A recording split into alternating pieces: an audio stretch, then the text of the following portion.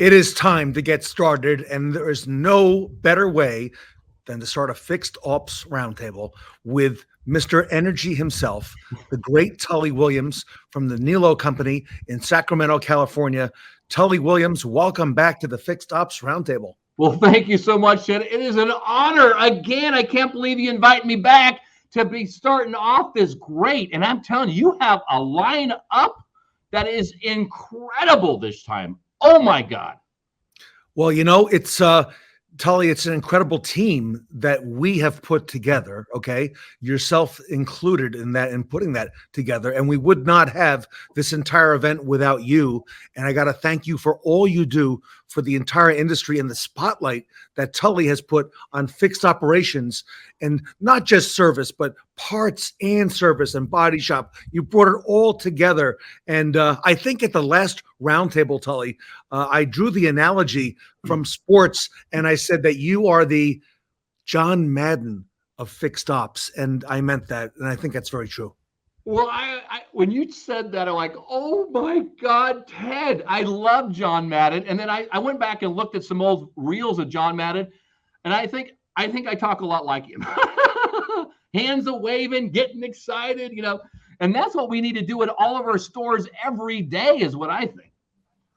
And John Madden, when he was coaching, was on the field. He was there with his players, giving advice. And then when he moved to the sportscaster role, I think he had like 3 different careers, right? There was the coach, there was the sportscaster, and then he got involved, with the Madden games and so on. Yeah. But when he moved to the booth, the broadcast booth, he completely changed that entire aura of sportscasters, and I think that's something that you have done as well for Fixed Ops. Oh, you're so sweet, though. Thank you so much, Ted.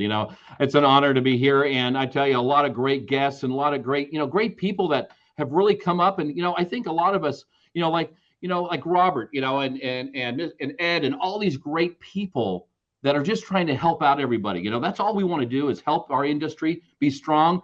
And it wasn't for you, Ted. Fixed Ops was not in the limelight, so it's great for us to come out and help all these people that need some love. And we enjoy, and we actually, we learn so much from them as well a lot of times. Oh, that's a great idea. I'm taking that.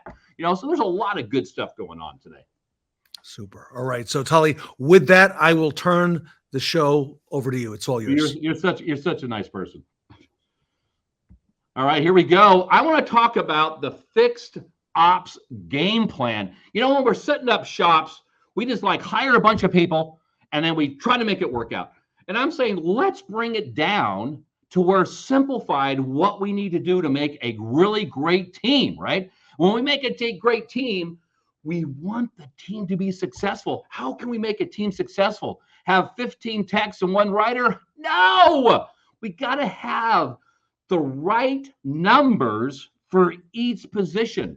And we want to base that off of our technicians, or I'm going to call our offensive line. And here's one thing. I learned this from Ed Roberts. Do you have a path for your team? Ed's done an incredible job doing that. And I tell you, I took that on in 100%. And all of our techs have a path, right? The pathway to $50 to $55 out here on the West Coast, right? We got to show a path for everybody. We want a path for our porters. We want a path for our riders. We want a path for our great parts team people. We got to have paths so we can make our team members, because you know what? If your culture at your store and your mindset is that we want to help our employees, guess what happens? You're going to have the most successful team ever. And of course, I have to put this in. This is 100% based on hours capacity, because that's what we sell in the fixed ops department, not the parts and service department, but the fixed ops department. And we want to base a lot of our ideas and our ratios around the total hours that we can sell out of your service department. So here we go, draft pick. We're getting ready to hire and get ready to get our team ready to go. So first off, bam, offensive line. Here we go. We're talking about building the tech team and having the right number. A lot of people say, Tully, I have all master foreman trained technicians. No, we got to have all different positions on the offensive line. Yes, we need our superstar techs, but we also got to have layers out so we can grow those great techs to be one day great foremen, right? So when you talk about teams of technicians, is look at what you have, look at your foremen or team leads, how you set up your store. And then you're going to have your master superstar trained techs. You're going to have your member techs, right? Those are the ones right below those masters that are working to become masters. And then most importantly, do you have the up and coming third string technicians out there ready to increase and grow and bring your store or your team to the next level? It is so important to keep an eye on your techs. And here's the deal. I'll say it again. They must have a path. When I'm hiring a up and coming draft 3, third draft pick, I'm going to go out there and say, hey, bro, here's the pathway to show you how you can grow to be a member, a master trained technician, and even if a foreman or a team lead one day, so you can make more money for you and your family. Now, when you build in that offensive line, you got to know how big of a shop you have and how many techs, because I look at a technician is 10 hours a day at 100%. And that's the basis for the next set. So here we go. Boom, wide receivers. Here we go. We're going to get ourselves set up and make sure we have our wide receivers in the right number. When I mean the right number, do we want 5, 8 to 1? No, we got to have an ability so those great wide receivers, our service advisors, can sell the maximum amount of hours they can to feed our offensive line, our technicians. So here we go. When I look at that ratio, 10 hours a tech at 100%. Do we want to be 100%? No, we want to be 120, 130%. But here we go. I'm going to say 2 to 3 techs per rider. Holy mackerel. I've been said it's 5 per. 5 per 50 hours a day. Ain't going to happen, my friends. It's not going to happen. So here's what we want to look at is your wide receivers or your service advisors. Do you have enough time? Because what happens when we stress out riders? We don't sell anything. We're paper processors. And what happens? The holy grail, retention drops because we're like, these people can't even get me in, don't even care. Every time I come back, I have something wrong with my car. No, we want to make sure that our technicians, offensive lines, are making those quality inspections, quality videos and pictures, and sending those to all of our guests and make sure they can see what they want to do on their car. And we have the time to educate our customers so they can make the right decision for them. I say, let's be heavy and not light on riders. Does that cost you any extra money? Very little. And you'll sell more. Because here we go. If I was at 200%, I know that's a crazy number, I might want to be at 2, 1.5 to 2 versus maybe a 3. But if you're running 120%, that's 12 hours every day per tech. That's 24 hours a day. You might think about, is it going to be more closer to 2 or closer to 3? So really look at your rider base, because you're going to say, I hold these people accountable to sell. Yes, but they got to have time to sell. They got to have time to write up. They got to have time to close out, and they got to have time to take a break, right? We need that halftime break for everybody. So guys and gals, make sure your wide receivers have the time. All right, here we go. What's next?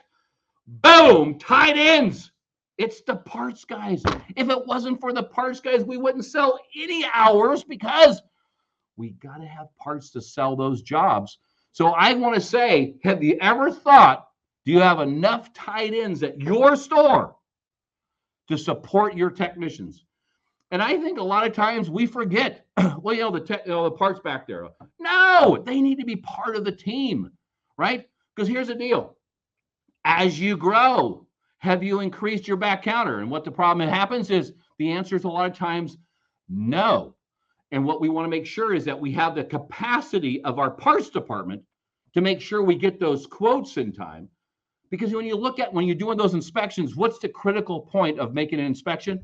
Is getting that done first and getting that quote to the advisor or that wide receiver, making sure we can get them out there so we can give the time to give those customers those estimates when the car is on the rack.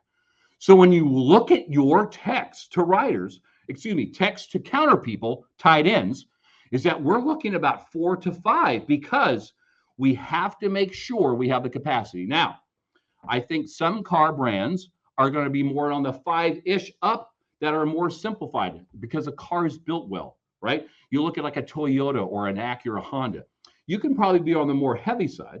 But then when you look at a car like Land Rovers or Jaguars or Mercedes or Porsches, which are more complex, not saying their quality is not there, but the complexity of a lot of parts where instead of having 2 or 3 things, they're like 20 or 30 things.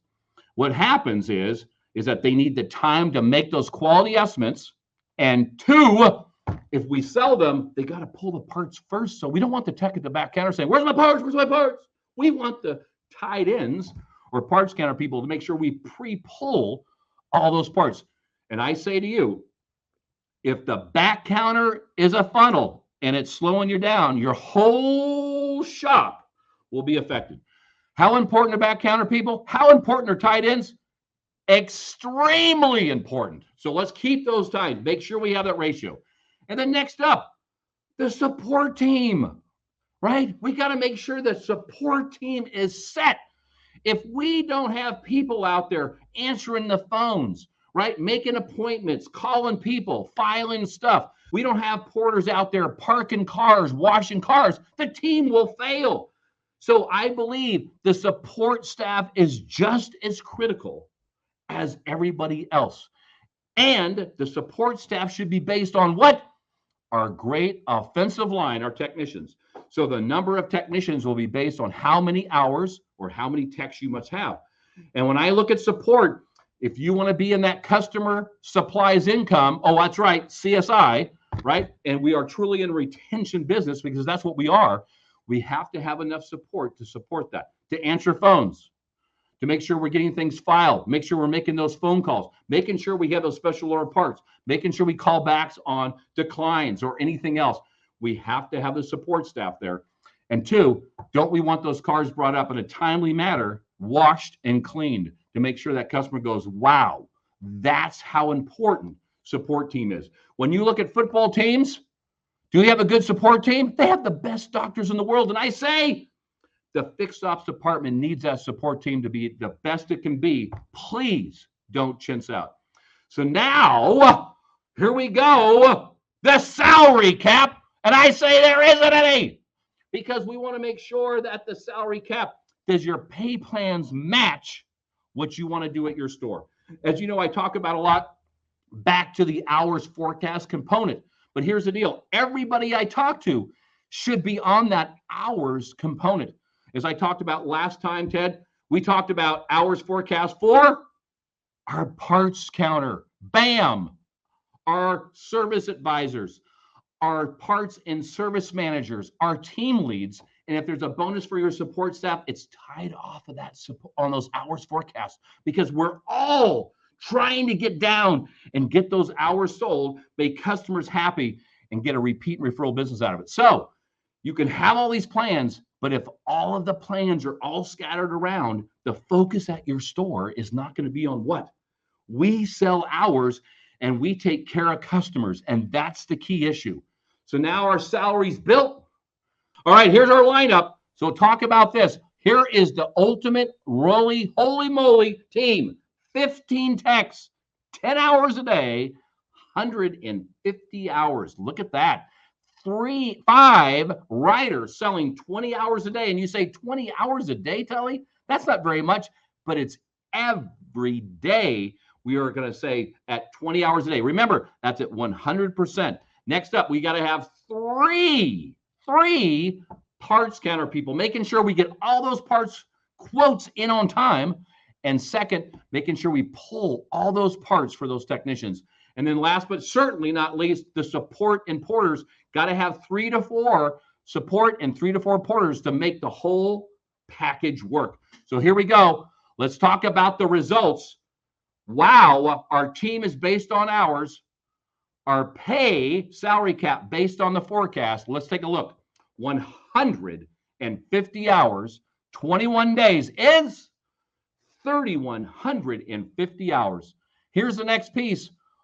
3,150 hours times $150. PLGPH. What the heck is that number? Let's talk about that number, because this is the most important number here to drive and also estimate what you're going to do every month. That is parts, labor, gross per hour. How do you figure that out? Bam. Take your entire service department income statement, go to your parts statement, take everything that's on a repair order, add that together, divide by the total number of hours, and guess what you have? PLGPH. So if I go 3,150 hours times $150, it equals $472,500 in fixed ops gross. Take that to the bank.